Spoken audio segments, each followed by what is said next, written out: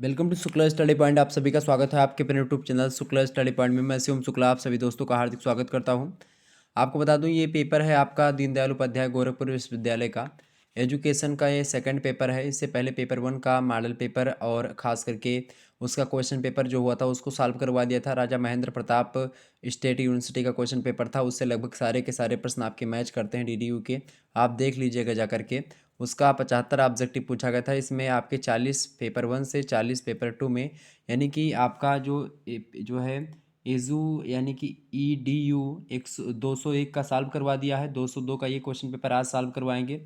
BA third semester examination 2022-23 का ये question paper है एजुकेशन का। और पेपर आपका है, क्या पढ़ना है आपको इसमें, philosophical sociological political economic perspective of education. ठीक है, ये सेकंड वाला पेपर है आपका। इससे पहले इसी नाम से पेपर वन मैंने सॉल्व करवा चुका हूँ। 19 तारीख को पेपर हुआ है जनवरी को 2023 में। ओके, चलिए हम देखने का प्रयास करते हैं। 40 प्रश्न आपके आते हैं, ये देखते हैं कौन कौन से प्रश्न आपकी परीक्षा के दृष्टि से बहुत महत्वपूर्ण है।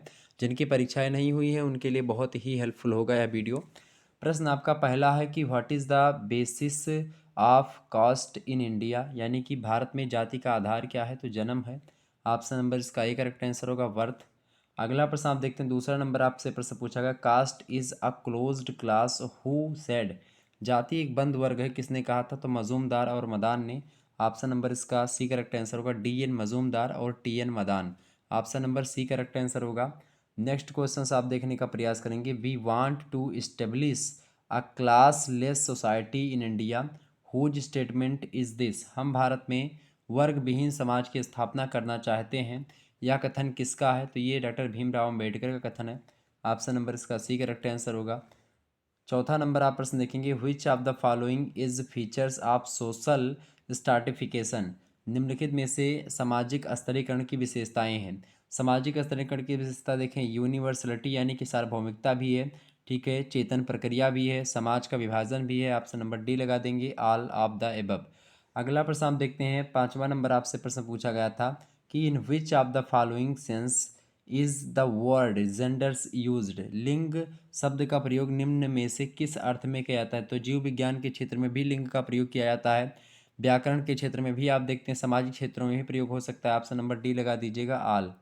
अगला क्वेश्चन आप देखेंगे, छठवां नंबर आपका प्रश्न है, who said social mobility is a movement of individual और groups from one social class system to another, यानी कि किसने कहा कि सामाजिक गतिशीलता व्यक्तियों या समूहों का एक सामाजिक ढांचे से दूसरे सामाजिक ढांचे का संचरण है, ऐसा किसने कहा था, तो ऐसा कहने वाले विद्वान हैं आपके कौन भाई, एच एल मिलर और वो। ऑप्शन नंबर इसका बी करेक्ट आंसर होगा, जिन्होंने बी लगाया उनका करेक्ट आंसर बिल्कुल।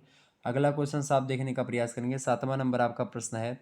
सातवां नंबर आपका प्रश्न क्या है, the millennium development summit was held in, यानी सहस्राब्दी विकास सम्मेलन आयोजित किया गया था, कब आयोजित किया गया था भाई, तो 2000 में। ऑप्शन नंबर इसका ए करेक्ट आंसर होगा।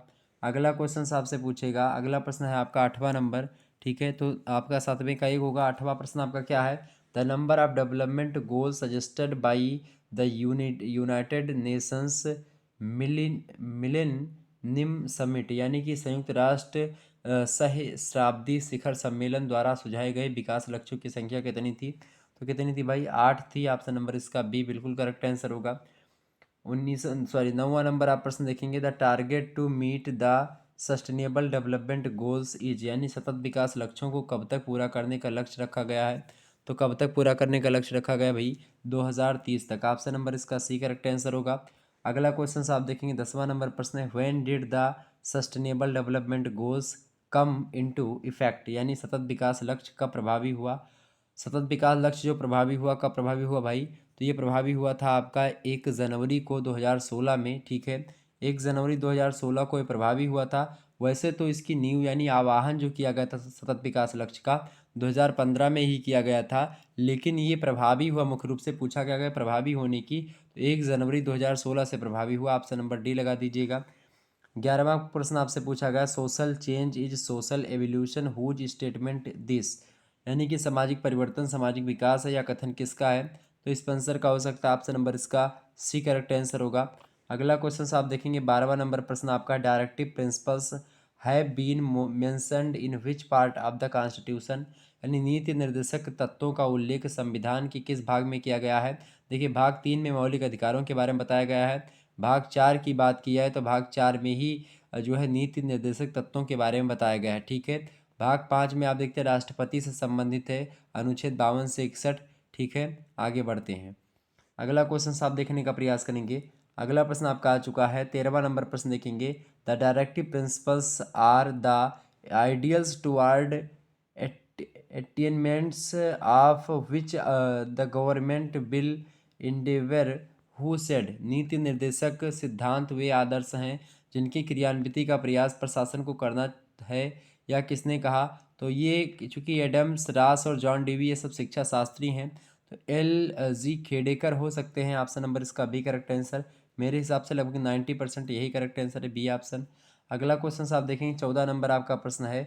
Stratification is the horizontal division of society into higher and lower social units who said, स्तरीकरण समाज का वह विभाजन है जिसमें संपूर्ण समाज को कुछ उच्च तथा निम्न इकाइयों में विभाजित कर दिया जाता है।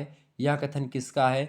यह कथन है मेरे भाई किसका, ये कथन है मूरे का। ऑप्शन नंबर इसका बी करेक्ट आंसर होगा। जिन्होंने बी लगाया होगा उनको नंबर मिलेगा, और वो भी पूरे के पूरे 1.5 नंबर मिलेंगे।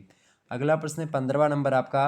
Who said the general awakening of modern India would not have been possible without significant change in the educational ideas, किसने कहा है देश के शैक्षिक विचारों में महत्वपूर्ण परिवर्तनों के बिना आधुनिक भारत की सामान्य जागृति संभव नहीं है।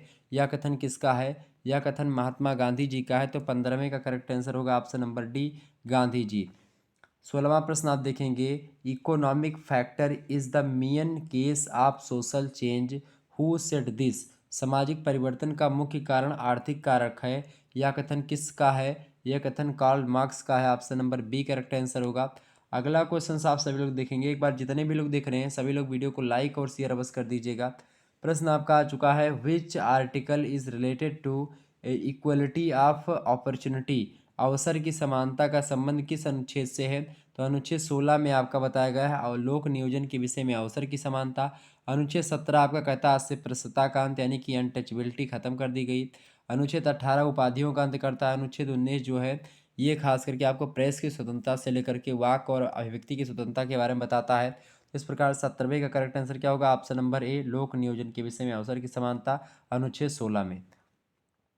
18वां प्रश्न आप देखेंगे। The word secular was invented by, secular शब्द के आविष्कारक कौन थे भाई। तो जी जे होलियोक ही थे। ऑप्शन नंबर इसका डी करेक्ट आंसर होगा।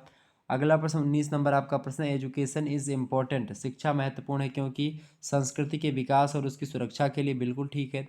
नागरिकता के विकास के लिए भी ठीक है।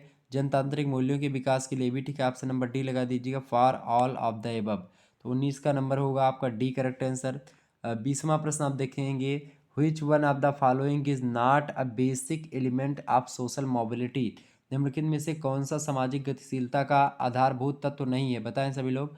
तो जो है जाति जो है ये सामाजिक गतिशीलता का आधारभूत तत्व नहीं है, कास्ट। जबकि एजुकेशन, बिजनेस और फैशन से आप देखते हैं सामाजिक गतिशीलता बढ़ती है और सामाजिक गतिशीलता के तत्व भी हैं। 21 नंबर आप क्वेश्चंस देखेंगे। 21 नंबर प्रश्न आपका आ चुका है। The word school is derived from which language, यानी ड्राइव्ड, यानी कि स्कूल जो शब्द है ये इसकी उत्पत्ति किस भाषा से हुई है। तो स्कूल जो शब्द है इसकी उत्पत्ति जो हुई भाई ये किससे हुई है, फटाफट से बताने का प्रयास करेंगे। ये हुई है आपकी इस जो है किस भाषा के शब्द से हुई है भाई। स्कूल शब्द की उत्पत्ति जो हुई है ये किस भाषा के शब्द से हुई है। ये हुई है आपकी ग्रीक भाषा से। ऑप्शन नंबर इसका बी करेक्ट आंसर होगा। ग्रीक भाषा का शब्द है स्कोला, एस के, ठीक है। कौन सा शब्द है, यस के ओ एल ए, ठीक है। चाहे ये कहो चाहे एस के एच ओ एल ई, ठीक है। ये इसका होता है, ग्रीक शब्द है, इसका मतलब होता है स्कूल। 22 नंबर प्रश्न आप सभी लोग देखने का प्रयास करेंगे। 22 नंबर प्रश्न है आपका। डेमोक्रेसी शब्द किस भाषा से संबंधित है भाई। Democracy word is related to, तो ये भी ग्रीक का ही है। Option number A correct answer होगा। अगला प्रश्न हम देखते हैं 23 नंबर प्रश्न है। Abolition of untouchability is related to which article, अस्पृश्यता का उन्मूलन किस अनुच्छेद से संबंधित है। तो मैंने आपको ऑलरेडी बता रखा है अनुच्छेद 17 से। Option number B correct answer होगा, आर्टिकल 17। 24 नंबर आप प्रश्न देखेंगे, how many fundamental rights are inserted in the Indian constitution, यानी भारतीय संविधान में मूल अधिकारों की संख्या कितनी है। तो मूल अधिकारों की संख्या कितनी है पूछ रहा है, तो 6 मौलिक अधिकारों की संख्या है। ठीक है, अगर आपसे पूछता कितनी थी पहले, तो 7 थी, और एक घटा दी गई कौन सी, जो संपत्ति का अधिकार था पहले, वो भी मौलिक अधिकार हुआ करता था, लेकिन संपत्ति के अधिकार को मौलिक अधिकार की श्रेणी से हटा दिया गया है, और अब जो संपत्ति का अधिकार है यह एक कानूनी अधिकार है। क्लियर, तो ऑप्शन नंबर इसका बी लगेंगे। ठीक है, 6 मौलिक अधिकार हैं। 25 नंबर आप प्रश्न देखेंगे, right to constitutional remedies is related to which article, संवैधानिक उपचारों का अधिकार किस अनुच्छेद से संबंधित है। संवैधानिक उपचारों का अधिकार अनुच्छेद 32 को कहा गया, और अनुच्छेद 32 को जो है संविधान का आत्मा कहते हैं कौन, डॉक्टर भीमराव अम्बेडकर भी। ऑप्शन नंबर इसका सी करेक्ट आंसर होगा। 26 नंबर आपका प्रश्न देखेंगे, विच ऑफ द, प्रश्न है विच of the following article deals with free and compulsory education for children, निम्नलिखित में से किस अनुच्छेद का संबंध बालकों के निःशुल्क एवं अनिवार्य शिक्षा से संबंधित है। तो अनुच्छेद 45 ये नीति निर्देशक तत्व है, इसके अंतर्गत राज्य का कर्तव्य होगा कि वे 6 से 14 वर्ष के बच्चों को निःशुल्क और अनिवार्य शिक्षा उपलब्ध करवाएं।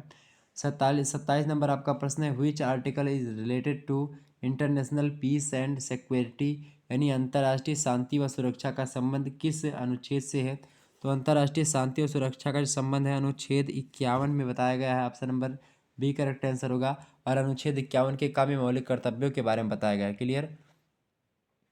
28 नंबर आप प्रश्न देखेंगे, which fundamental rights has been described by Ambedkar as the heart and soul of the constitution, किस मूल अधिकार को अम्बेडकर द्वारा संविधान का हृदय और आत्मा कहा गया है। तो अनुच्छेद 32 को संवैधानिक उपचारों के अधिकार को, इसमें 5 प्रकार के रिट भी जारी की जाती है। ठीक है, बंदी, प्रत्यक्षीकरण, प्रतिषेध, लेख, अधिकार परीक्षा।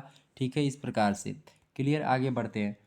29 नंबर आपका प्रश्न है, how many language have been mentioned in the 8th schedule of the Indian constitution, भारतीय संविधान की 8वीं अनुसूची में कितनी भाषाओं का उल्लेख किया गया है।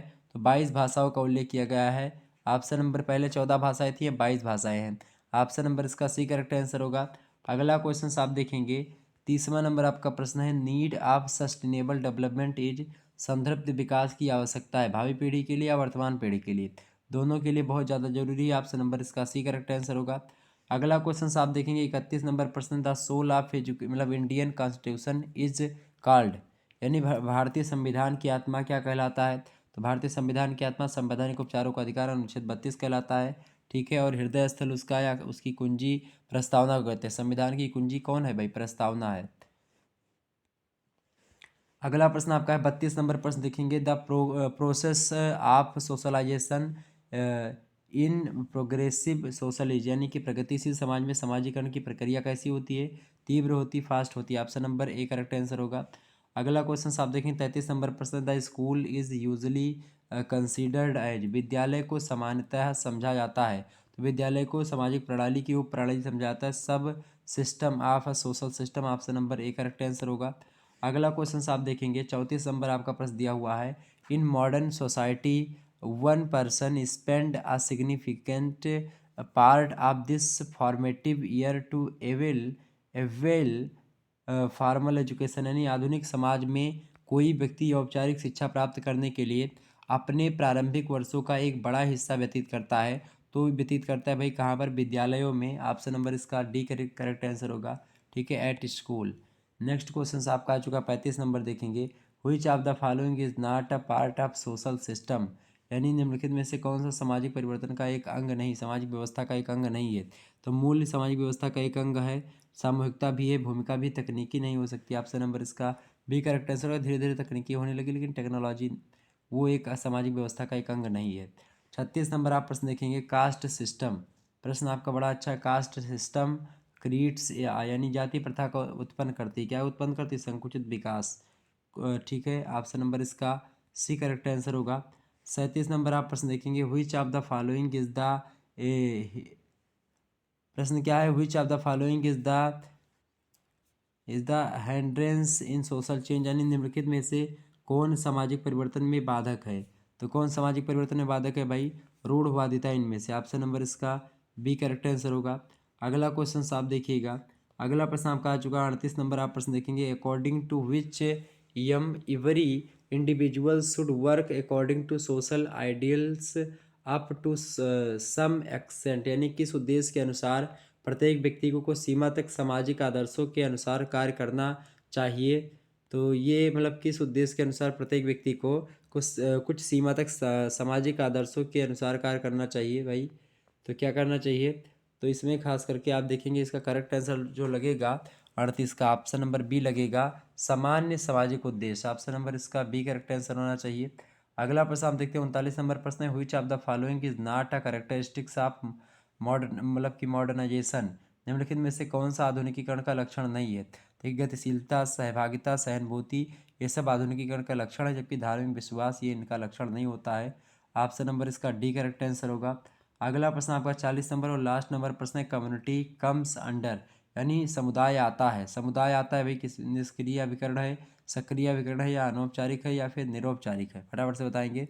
तो कम्युनिटी कम्स अंडर, जो समुदाय होता है ये अनौपचारिक अभिकरण होता है। ऑप्शन नंबर इसका सी करेक्ट आंसर होगा, इनफॉर्मल एजेंसी। क्लियर, तो समुदाय जो होता है अनौपचारिक अभिकरण के रूप में जो है आता है। ऑप्शन नंबर 40 का सी करेक्ट आंसर होगा। इस प्रकार से बहुत सारे प्रश्नों को आपने जाना और यहीं पर आपका जो है ये सेशन समाप्त होता है और आप लोगों ने समझ चुका होंगे 40 प्रश्न और बाकी जो मॉडल पेपर आपके पड़े हुए हर एक सब्जेक्ट के, उसमें पेपर 1, 2, 3 जो भी कुछ होता है सबको एक ही पेपर में बताने का प्रयास कर देता हूँ। तो आप लोग उसको ज़रूर देख करके आइएगा। Okay,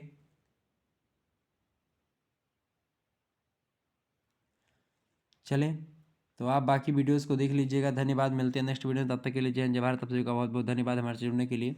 good night all of you, सभी लोगों का बहुत बहुत धन्यवाद। सभी लोगों को गुड नाइट। सारी क्लासेस आपकी मिल जाएंगी यूट्यूब पर। धन्यवाद।